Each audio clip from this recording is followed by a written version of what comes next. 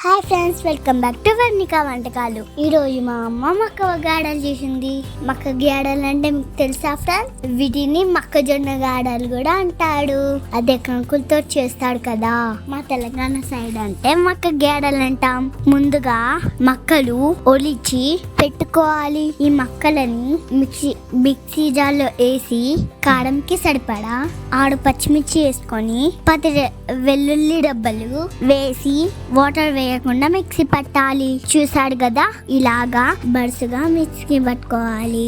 ఈ పిండిని ఒక బౌల్లోకి తీసుకొని ఇందులో కొద్దిగా జీలకర్ర, రుచికి తగినంత ఉప్పు, సరిపడ కారం, కొద్దిగా కొత్తిమీర, కొద్దిగా కరివేపాకు ఇలా స్మాష్ చేసి వేసుకోవాలి.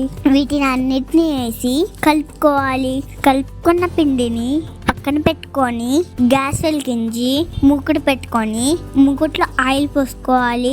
ఆయిల్ వేడయ్యాక ఈ పిండిని గాడల్లా చేసుకొని మధ్యలో హోల్ పెట్టుకొని గాడల్లా చేసి కాగిన నూనెలో వేసుకోవాలి.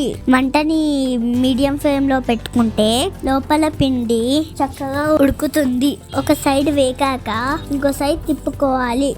గోల్డెన్ బ్రౌన్ కలర్ వచ్చాక ఈ గాడలను తీసి ప్లేట్ లోకి వేసుకోవాలి. ఇలా అన్ని గాడలను చేసుకోవాలి. చూసాడా, మక్క గాడలు రెడీ అయిపోయాయి.